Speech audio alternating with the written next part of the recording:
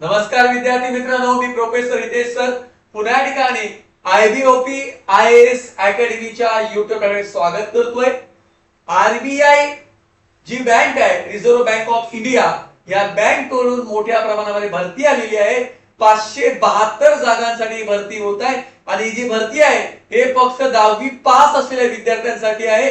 ज्यांचं 10वी पास आहे असे विद्यार्थी या ठिकाणी फॉर्म भरू शकणार आहे। 572 भरती आहे। तर मित्रांनो, या ठिकाणी तुम्हाला आमच्या जर आवडत असेल तर लाईक, सबस्क्राइब आणि कमेंट करा मित्रांनो।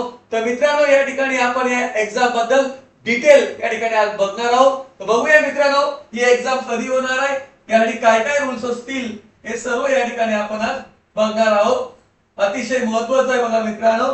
तर बघा, तुम्हाला दिसतंय रिझर्व्ह बँक ऑफ इंडिया या ठिकाणी आरबीआय कडून ही भरती होत आहे। बघा, 572 जागांसाठी भरती होत आहे। टोटल जागा आहे 572 जागांसाठी ही भरती होत आहे। अतिशय महत्त्वाची आहे ही भरती। जर बघा भरायचा असेल फॉर्म, साइट दिली आहे https.rbi.org.in या साइटवर जाऊन या ठिकाणी फॉर्म ऑनलाईन पद्धतीने भरायचा आहे। ओके, पुढे जर तुम्ही विचार केला मित्रांनो, तर या एक्झामची जे फॉर्म आहे त्या ठिकाणी भरायला सुरुवात झालेली आहे। 15 जानेवारी 2026 पासून या ठिकाणी फॉर्म भरायला सुरुवात झाली आहे। लास्ट तारीख असणार आहे 4 फेब्रुवारी 2026 पर्यंत तुम्ही या ठिकाणी फॉर्म भरू शकणार आहात। ओके, बघा एक टेंटेटिव्ह त्यांनी सांगितलंय की एक्झाम कधी होईल। बघा, एक अंदाज सांगितलाय। अंदाजानुसार ही एक्झाम सांगता येते की 28 फेब्रुवारी पासून तर 1 मार्च पर्यंत ही एक्झाम ऑनलाईन या प्रकारे होणार आहे। कॉम्प्युटर बेस वर या ठिकाणी पेपर होणार आहे। एकच पेपर असणार आहे, मेन्स याला नसणार। डायरेक्ट तुमचं इंटरव्ह्यू असेल आणि यानंतर तुमचं काय असणार, डायरेक्ट तर सिलेक्शन असणार आहे। अतिशय महत्त्वाची एक्झाम आहे बघा। तर बघा, या ठिकाणी 10वीचे जे पास झाले विद्यार्थी, या विद्यार्थी वर्गाला बघा, तर बघा या ठिकाणी झोन नुसार दिलेला आहे की अहमदाबाद, बेंगलोर, भोपाळ, भुवनेश्वर, चंदीगड, चेन्नई, गुवाहाटी, हैदराबाद, जयपूर, कानपूर आणि लखनौ, कोलकाता, मुंबई, दिल्ली। ओके, तर बघा या ठिकाणी प्रत्येक झोन नुसार जागा दिलेल्या आहेत। तर बघा या ठिकाणी दिलाय पटना। टोटल आहे आपण बघितलं की 572 जागांसाठी ही भरती होत आहे। अतिशय महत्त्वाचं आहे बघा मित्रांनो। तर बघा मित्रांनो, ही जी भरती आहे या भरतीसाठी काही एज सांगितलाय की जर तुम्ही ओपन असणार तर 18 ते 25 या वयातले व्यक्ती या ठिकाणी एक्झाम देऊ शकणार आहात। तुम्ही जर एससी आणि एसटी कॅन्डिडेट असणार म्हणजे तर त्याला 5 वर्ष एक्सटेंड असणार आहे, म्हणजे 30 वर्षापर्यंत तुम्ही या ठिकाणी भरती देऊ शकणार आहात। तुम्ही जर पीडब्ल्यूडी याला पण फिजिकल हँडिकॅप जर असणार आहात, त्या फिजिकल हँडिकॅप साठी तुम्हाला या ठिकाणी 10 वर्षाचा एक्सटेंड दिलेला आहे।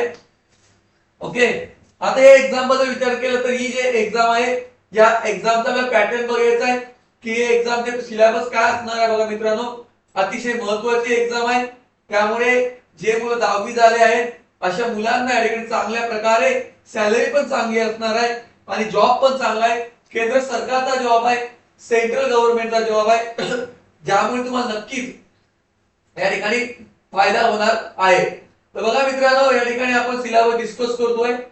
बघा, तुम्हाला सिलेबस दिलेला आहे की रिझनिंग 30 मार्क क्वेश्चन, 30 मार्क, त्यानंतर general awareness sorry general English वरती असणार आहे 30 प्रश्न, 30 मार्क, जनरल अवेअरनेस जीएस 30 प्रश्न, 30 मार्क आणि नंबर ऑफ एबिलिटीज 30 प्रश्न, 30 मार्क, 120 प्रश्न असणार आहे आणि 120 मार्क आणि 1.5 तास तुम्हाला वेळ या ठिकाणी दिला जाणार आहे।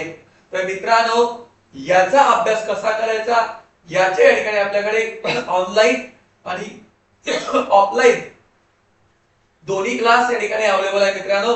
ज्या मुलांना आपल्याकडे क्लास ऑनलाईन ऑफलाईन जॉईनिंग करायचा असेल त्या मुलांसाठी डिस्क्रिप्शन बॉक्स मध्ये नंबर दिलाय मित्रांनो, त्या नंबरवर तुम्ही कॉन्टॅक्ट करा।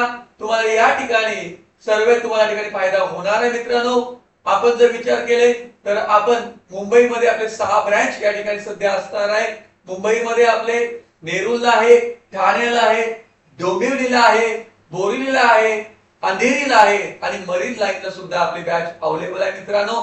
तर ज्या मुलांना या ठिकाणी ही एक्झाम द्यायची ते मुलं या ठिकाणी कॉन्टॅक्ट करून या ठिकाणी आपण डिटेल माहिती घेऊ शकता मित्रांनो। तुम्हाला आपल्या चॅनल आवडत असेल तर लाईक, सबस्क्राईब आणि कमेंट करा मित्रांनो. जय हिंद मित्रांनो, धन्यवाद. जय महाराष्ट्र.